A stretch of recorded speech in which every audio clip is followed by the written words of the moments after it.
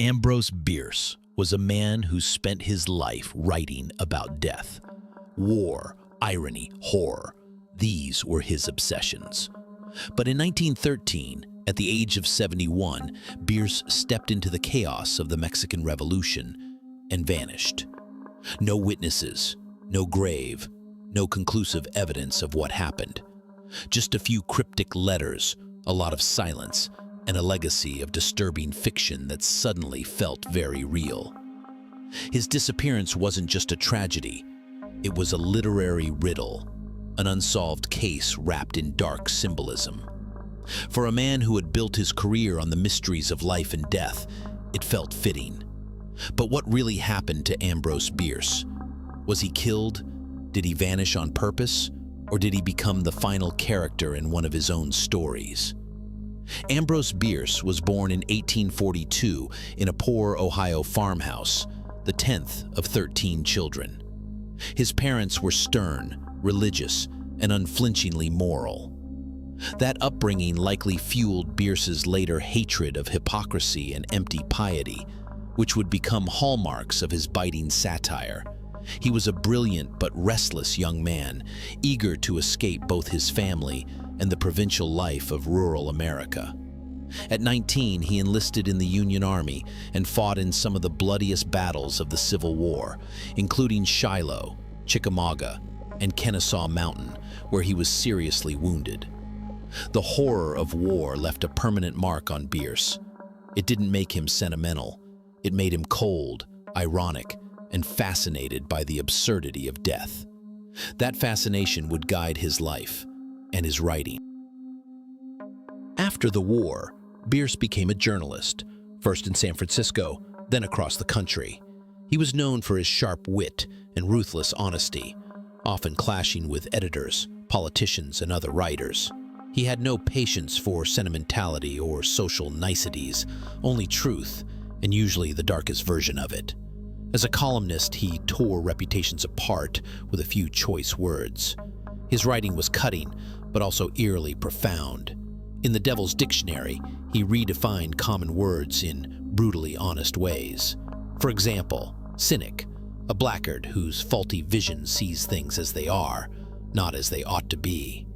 But it wasn't all satire. His short stories were some of the earliest and best examples of American horror fiction. In An Occurrence at Owl Creek Bridge, Bierce wrote about time distortion, death, and dreamlike escape in a way that still unnerves readers today. Personal life and worldview. Bierce's personal life was as troubled as his worldview. He married, but the relationship soured. One of his sons died in a violent gunfight, and another struggled with chronic illness. Over time, he became estranged from his family and friends, further reinforcing his belief that life was cruel and absurd. He was known to be solitary, blunt, and often harsh with those around him. By the time he reached his 70s, Bierce had become something of a ghost in his own lifetime. He had outlived many of his contemporaries and grown tired of American life. His tone became increasingly fatalistic. He began to muse about death, not just as a literary subject, but as a personal decision. And that's when he began planning a trip to Mexico. His final journey to Mexico. In October 1913, Ambrose Bierce left Washington, D.C. and began traveling through the American South. He wrote letters to friends and colleagues, dropping hints that he was heading toward Mexico to witness the revolution. It was clear from his writings that this wasn't just a sightseeing trip. Bierce was chasing something, maybe danger, maybe closure, maybe death. He crossed the border into Mexico around December and made his way into the northern state of Chihuahua. This was a dangerous place at a dangerous time. Pancho Villa and his revolutionary army were sweeping through the region, and violence was everywhere. Bierce claimed he planned to meet Villa and observe the revolution from within, possibly even accompany his forces into battle. The tone of Bierce's letters began to shift. They became darker, more theatrical. In one of his final known notes, he wrote, "Goodbye. If you hear of my being stood up against a Mexican stone wall and shot to rags, please know that I think it a pretty good way to depart this life." That line has haunted historians ever since. Was it gallows humor or a literal forecast?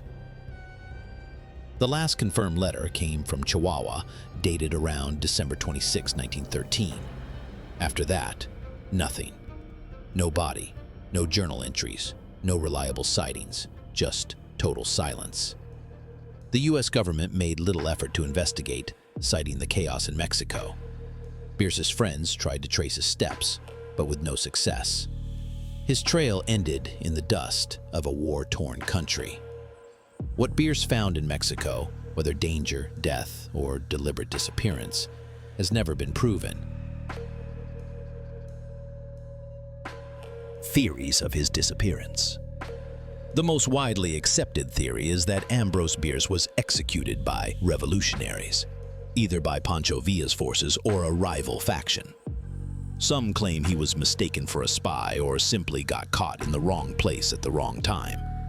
But no credible witness ever confirmed seeing Bierce executed, and Villa himself denied knowing him. Another possibility is that he was killed by bandits or rebels not aligned with any army. Northern Mexico in 1913 was a violent, lawless place, and an elderly foreigner traveling alone would have been an easy target. With no identification or allies nearby, he could have been robbed, killed, and left in a shallow grave that's long since disappeared. A more personal theory is that Bierce went to Mexico to die on purpose. He had no remaining close family, his body was failing, and he had long romanticized the idea of a good death. By throwing himself into a revolutionary war zone, he might have hoped to die quickly and anonymously, perhaps even heroically, though in his style, probably with a touch of irony. Others suggest he faked his death, that Bierce, ever the contrarian, wanted to escape his own legend and vanish into obscurity. Maybe he lived out his final years under a different name in South America or in some remote Mexican village. But no credible evidence has ever supported this idea. If he faked his death, he took the secret to the grave and made sure no one could follow. The most far-fetched theories involve espionage or the paranormal. Some say Bierce was working for the U.S. government. Others, clearly inspired more by his fiction than fact, have claimed he was taken by spirits or simply crossed over, like a character in his own ghost stories. Ambrose Bierce's disappearance only added to the strange power of his legacy. In life, he was a bitter genius, a war-scarred storyteller, and one of the earliest masters of American horror. In death, he became something more, an unsolvable puzzle, a man who may have become one of his own stories. His influence echoes in the works of H.P. Lovecraft, Stephen King, and modern psychological horror writers. His style, grim but clever, continues to shape how we write about war, madness, and the supernatural.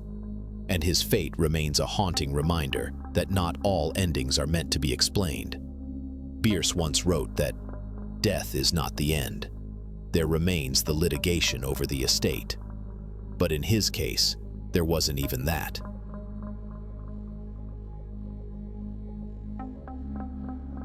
Just a few letters, a cloud of dust, and a silence so deep it still echoes more than a century later. What happened to Ambrose Bierce? Was he executed in Mexico? Lost to the chaos of revolution? Or did he write his own ending, an intentional disappearance that left us wondering? Let us know what you think in the comments.